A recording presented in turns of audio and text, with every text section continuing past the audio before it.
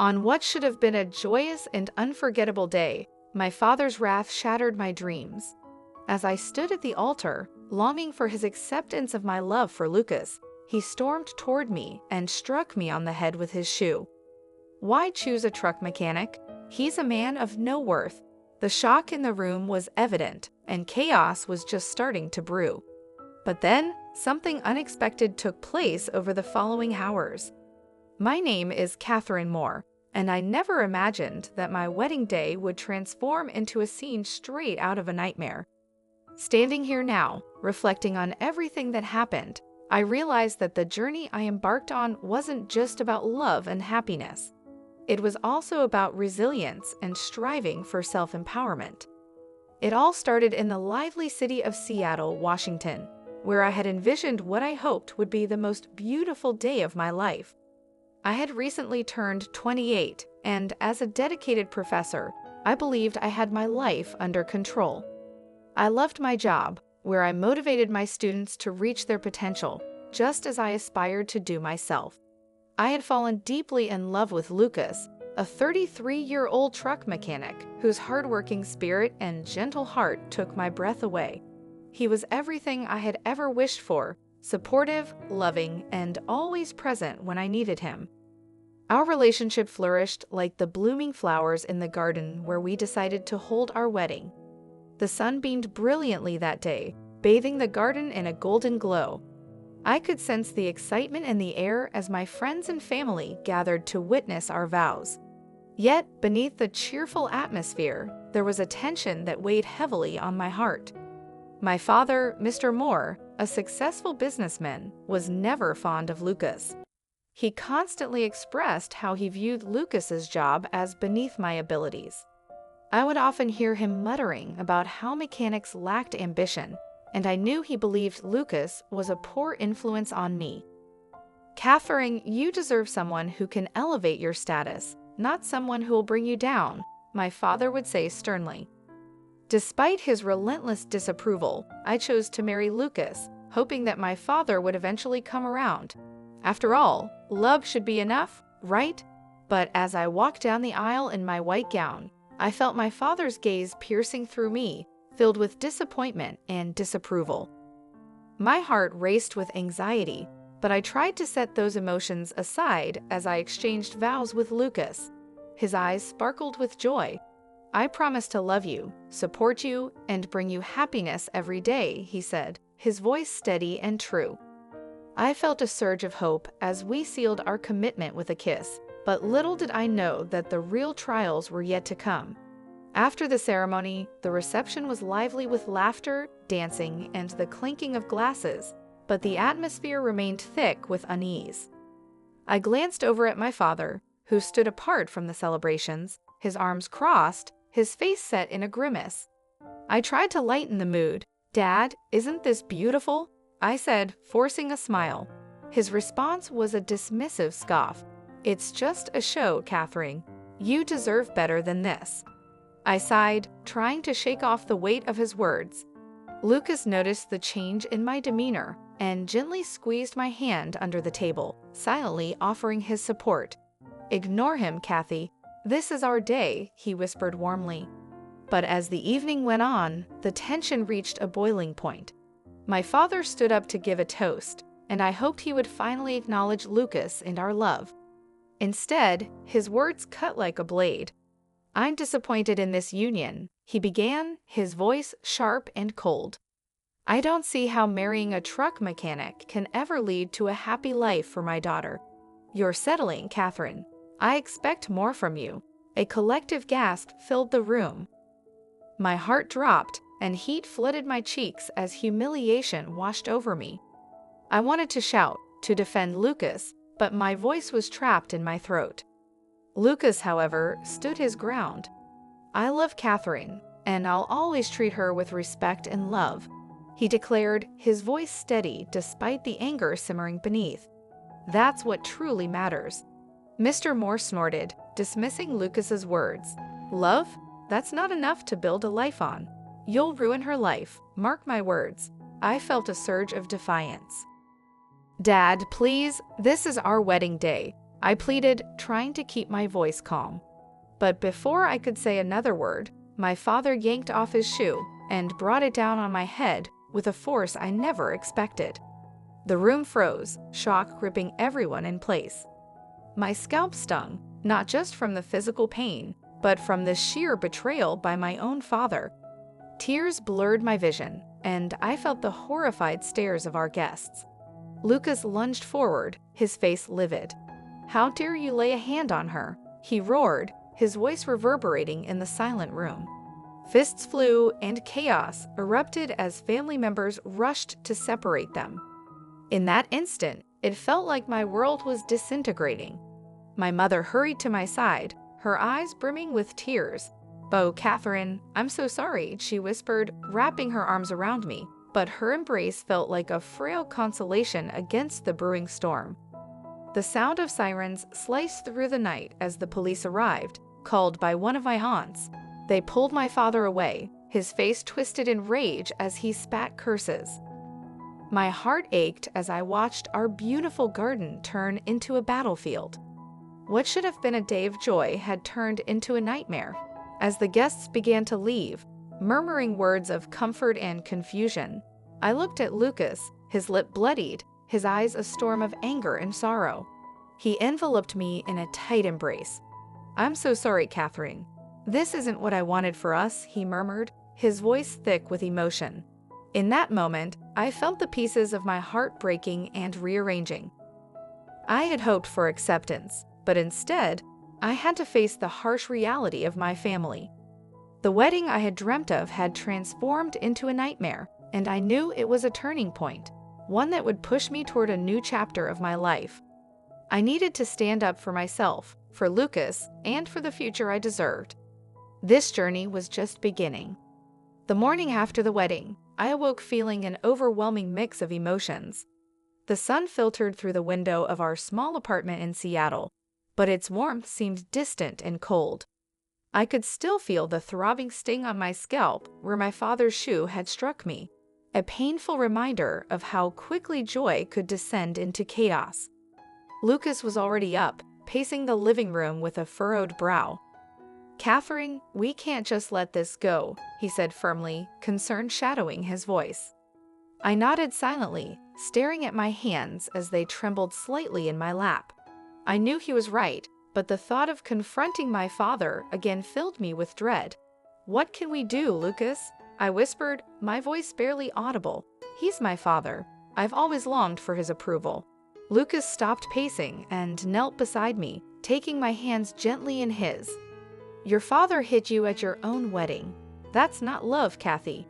We have to stand up for ourselves, for you." His words struck a chord deep within me. I had always hoped for my father's acceptance, but it was becoming painfully clear that I could no longer wait for it. "You're right," I murmured, my voice gaining strength. "We need to take action." With newfound resolve, we began planning our next steps. Our first thought was to reach out to family members who had witnessed the chaos at the wedding. If we can get them on our side, it'll be harder for him to deny what happened, I suggested, my heart pounding at the idea of confronting the family dynamics that had kept me silent for so long. Over the next few days, I made calls to my Aunt Sheila, Uncle Robert, and Cousin Rebecca. To my surprise, many of them were more supportive than I had anticipated. Aunt Sheila's voice was filled with compassion when she said, "Catherine, we've all seen how your father can be. It's about time someone stood up to him." I felt a swell of courage as I realized I wasn't alone. With each conversation, I gathered more testimonies about my father's controlling and abusive behavior. My cousin Rebecca shared her own experience. "I've always felt intimidated around your dad. He has a way of making everyone feel small." With each story, the picture became clearer. My father's toxicity was not just a personal struggle. It had affected so many people in our family. It was time to break the cycle. One evening, Lucas and I sat together, poring over the notes I had taken during the conversations. "Do you think we should consider legal action?" Lucas asked, his tone serious. I hesitated, feeling a knot of anxiety forming in my stomach. I want justice, I admitted softly, but I don't want this to drag on and consume our lives. The weight of the decision loomed heavy. Lucas looked at me, his eyes full of understanding. We'll do whatever you're comfortable with, Catherine, but he can't get away with this. After much discussion, we decided to meet with a lawyer. I found Mrs. Sanders through a recommendation from a friend. When we walked into her office, I felt a blend of nerves and hope. Mrs. Sanders greeted us with a kind smile. "I'm here to help you, Catherine," she said gently. "Tell me everything." As I recounted the events of my wedding day, I felt a surge of empowerment. Mrs. Sanders listened attentively, taking meticulous notes. "You have a strong case, especially with so many witnesses," she said confidently, her demeanor professional and reassuring. "But be prepared. This will become a public matter and could get ugly." I swallowed hard. "I understand," I replied, my heart racing. This was my chance to reclaim my life and set boundaries, not just for myself, but for everyone who had suffered under my father's control.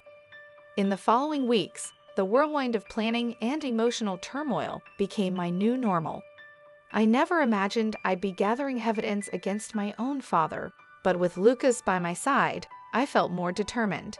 He was my rock, supporting me every step of the way. As we met with more family members, I began to see the bigger picture. Uncle Robert, usually the quiet one, opened up about his experiences. "Your father has always had a temper, Catherine. I wish I had spoken up sooner. It's time we ended this." With each story shared, my determination grew.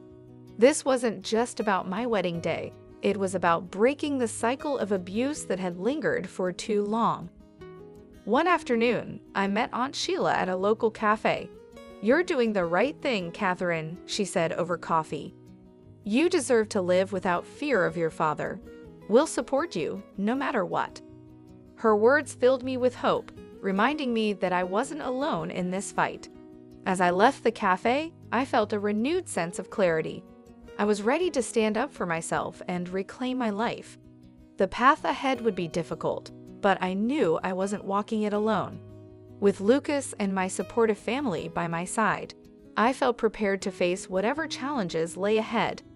Little did I know, the confrontation with my father was looming closer, and the fight for my freedom was about to begin. As the days turned into weeks, the anticipation of confronting my father grew heavier on my heart. The path we were on was daunting, yet I felt a sense of purpose. I was no longer the quiet daughter hoping for approval. I was a woman ready to reclaim her life. Lucas and I spent countless hours discussing our strategy, preparing for the inevitable showdown with my father. One evening, as we sat at our kitchen table, Lucas looked at me, concern etched on his face. "Are you sure you're ready for this, Catherine?" "Once we confront him, there's no turning back," he said softly. I took a deep breath, feeling the weight of his words. "I know, Lucas, but I can't keep living in fear of him. This isn't just about me, it's about everyone he's hurt. I have to do this." The following week, we set up a meeting with my father at his office. As a businessman, he was used to being in control, and I knew that stepping into his domain would be challenging. I dressed carefully, choosing an outfit that made me feel strong and confident. As I looked in the mirror, I reminded myself that I was not just his daughter. I was a woman who deserved respect. When we arrived at Mr. Moore's office, the tension in the air was palpable. The walls were lined with awards and pictures of my father with influential figures, a stark reminder of the power he wielded. Lucas and I exchanged a glance, a silent affirmation of our commitment to face whatever was coming. "Dad, we need to talk," I said, my voice steady as I entered the room. He looked up from his desk, surprise flashing across his face. The initial warmth I hoped for was replaced by an icy glare. "Catherine, what is this about?" he asked, his tone sharp. I took a deep breath and glanced at Lucas, who nodded encouragingly. "It's about what happened at my wedding. You can't treat people like that, especially your own daughter." He leaned back in his chair, crossing his arms. "You chose to marry that mechanic. You brought shame on this family," he snapped, his voice rising. "Shame? I love Lucas. You didn't even give him a chance. You chose to attack me instead," I replied, my heart racing but my resolve firm. Mr. Moore scoffed, waving his hand dismissively. "You think you know better than me? You're just a child playing house." Anger bubbled inside me, but I refused to back down. "No, Dad, I'm an adult, and it's time you recognize that your abusive behavior has hurt more than just me. I spoke to family members who witnessed your actions, and they're here to support me." "Support you?" he sneered, his face turning red. "They're all just jealous of our family's success." I took a step closer, feeling courage surge through me. "This isn't about success, it's about respect. You've bullied us for too long, and I won't stand for it anymore. I deserve to live my life without your control." Lucas moved beside me, placing a comforting hand on my shoulder. "Mr. Moore, Catherine has every right to stand up for herself. This isn't just about her, it's about breaking a cycle of abuse that has affected many in your family." The silence that followed was deafening. I could see my father's expression shifting from anger to disbelief. "You think you can just walk away from this family? You think you can take me down?" "It's not about walking away," I said quietly but firmly. "It's about breaking free from your toxic behavior. I'm pursuing legal action. You can't treat people this way and expect no consequences." His face twisted in rage, and for a moment, I feared he would lash out again. But instead, he seemed to deflate, the weight of our confrontation settling heavily on him. "You wouldn't dare. I'd already have," I declared, my voice steady. "And I'm not afraid of you anymore." In that moment, I felt a sense of liberation wash over me. I had faced my father, confronted his abusive behavior, and declared my independence. I had done it, not just for myself, but for everyone who had suffered under his reign. As we left his office, the weight of the world seemed to lift off my shoulders. Lucas wrapped his arms around me, and I felt safe. "You did it, Catherine. You stood up to him," he said, pride shining in his eyes. "Thank you for believing in me," I replied, my voice filled with emotion. "I couldn't have done it without you." That day marked a turning point in my life. I realized that breaking free from my father's grip would not happen overnight, but I was ready for the fight. With Lucas by my side and the support of my family, I knew I could navigate the difficult road ahead. The journey was just beginning, and I was prepared to reclaim my life and my happiness. The weeks following my confrontation with my father were both empowering and exhausting. I had chosen to take a stand, but the weight of the decision lingered heavily on my shoulders. Lucas and I continued to gather evidence and testimonies from family members, and with each conversation, my resolve grew stronger. I could feel the tide beginning to turn, and it filled me with hope. One afternoon, as Lucas and I sat in our living room, surrounded by papers and notes, I received a call from Aunt Sheila. "Catherine, I heard about your confrontation with your father," she said, her voice warm. "I'm proud of you. We need to talk about how we can all support you through this." Her words meant the world to me. I had always admired Aunt Sheila for her strength, and knowing that I had her support gave me the courage to keep pushing forward. We arranged to meet with several family members who were willing to stand up against my father and support our case. When we gathered in Aunt Sheila's cozy living room, I could see the determination in everyone's eyes. They shared their own stories of how my father's behavior had affected their lives. "It's time for a change," Uncle Robert said firmly. "We can't let him think he can control us anymore." With this newfound support, we met with Mrs. Sanders again to discuss the next steps in our legal battle. "You have a strong case," she reassured me, her demeanor professional yet compassionate. "But be prepared for resistance. Your father will fight back." I nodded, my heart pounding at the thought of the upcoming battle. "I'm ready," I said, my voice steady. "I want to hold him accountable." As we moved forward with the case, I found strength in the support of my family and Lucas. We documented everything, testimonies, instances of my father's abusive behavior, and the impact it had on our lives. It was a long and painful process, but with each step, I felt myself healing. The day of the court hearing arrived, and I was a bundle of nerves. I had imagined this moment countless times, and now it was finally here. As I entered the courtroom, I felt Lucas's reassuring hand on my back. "You've got this, Catherine. No matter what happens, I'm here for you," he whispered. As the proceedings began, I faced my father across the room. His demeanor was calm, but I could see the anger simmering beneath the surface. I took a deep breath and focused on the truth I was there to share. Mrs. Sanders presented our case with clarity and conviction, and I found the strength to speak. "This isn't just about what happened at my wedding," I began, my voice strong. "It's about years of emotional and physical abuse that have gone unchallenged." I refused to be silent any longer. My heart raced as I spoke, but I could feel the support of my family surrounding me, fueling my determination. I shared my story, my father's outburst, and the impact it had on my life. I could see the judge nodding, and it gave me hope.